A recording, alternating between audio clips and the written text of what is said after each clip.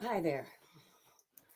Somebody teach Boomer how to use the phone and apps and the internet and what encrypted means and things like that because international incidents can happen when we leak our intelligence so freaking stupidly.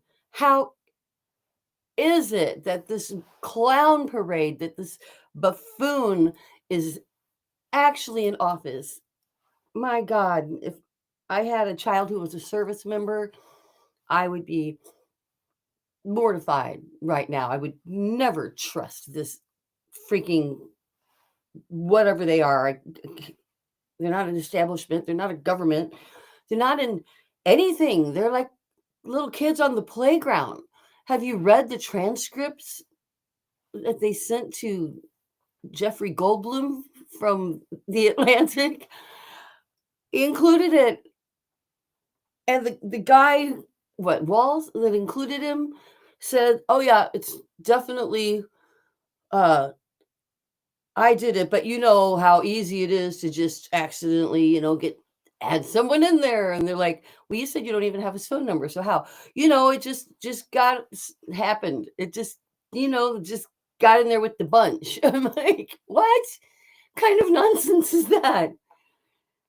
Oh my god.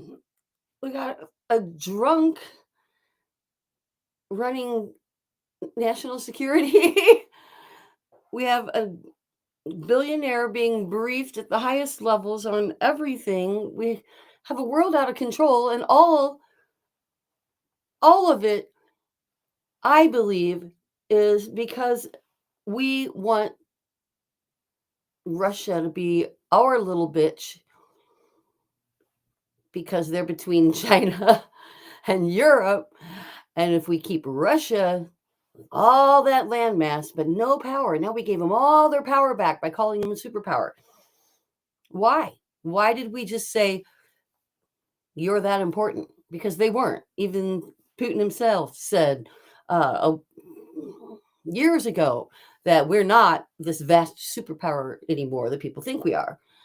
And economically, they weren't and they're not. But by siding with Putin, what he's really doing, what Trump and Elon are really doing, is continuing a push for, I believe, global. I think Elon wants global domination. I don't think it's going to stop here. Expanding into Greenland, taking back the Panama Canal, claiming that Canada was always supposed to be a state. These things are beyond absurd. At least they were until a minute ago. And now that's the new norm. Plus, we're going to trash FEMA now. Don't need FEMA. Bye bye, FEMA. So if you have a disaster, you're on your own. You're on your own.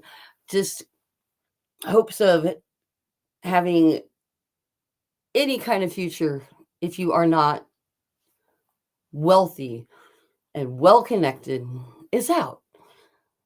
That means the kings are just trying to make peasants to fill their coffers. And that's what they're trying to do to us. That's what we are. We are the peasants, the uneducated. Of course, they love the uneducated. The uneducated will buy whatever. They're so easy to spin things so that the uneducated will believe them. 90% of what you do, more or less, every day is just a matter of routine. And if you're not a person who's actively thinking about expanding your mind, about other people's viewpoints, you're just going to run down that road. And we take educational opportunity away, and we take diversity and equity and inequality, inclusion rather, away. What do we have? A nation of so-called Christians? That's not a Christian. My dad was a Methodist minister. He was also a lot of other things, but he started out a Methodist minister and then became a counselor. And this is not the path of Christians. This is not the path of any spiritual person. This is not making sense. So, what I come to is the unpopular statement that nearly half of the country are just freaking imbeciles. I think there's an evolutionary split going here, but it's not helping things at all to backslide and take away social services that help elevate people who otherwise wouldn't have opportunity. Why aren't we why don't we have universal health care like every other first world country? Why don't we? It worked great when I was in Australia. My doctors were very caring and they apologized to charge me a tiny pittance because I wasn't a citizen. Why do we accept these rich few people controlling the fate of all of the rest of us? I'm in shock. So, yep, back again every day, live at lunch. Go live at lunch if you've got a live thing. If you hit live on Facebook, go live at lunch and tell them how you feel.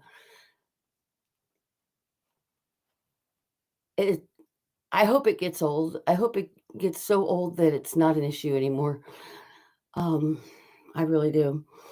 But today is my other podcast, my other live stream, which is the workshop for childhood sexual assault survivors. So if you or someone that you know or you work with are a childhood sexual assault survivor, then I run workshops that teach about cPTSD and help handle it. And we've gone through SPAND of my Spades program. And here, let me grab it. This is the workbook that's it's being modified, the cover somewhat, but Thrive in Spades, backwards, 6 steps from trigger to happy. And today we're going to be working on the D. So that's at 3:00. Talk with you then. Actually, I am going to be switching sets, and then I need to come on live and explain in a few minutes here what my own personal story is, because I've been asked by my publicist, I've been told the one thing about my book that sucks, because it's great otherwise, is that I don't talk about me. And it's like, well, I didn't know how much of that to put in there. And it's really not something I like to talk about. I like to talk about the healing aspects and refer to my own story offset. But I need a beginning to end it. And so for the sake of, I can videotape it and then run and just drop a transcript. I'm just going to do it. I'm going to come on and do it live, but just on TikTok, not on Facebook. So I'll be on TikTok with that pretty soon. I'm going to go grab a bite and be back. And then 3:00 for Thrive in Spades. Talk with you then. Go live. Resist. Linda Kay Gifford. I am signing out. And I'm also signing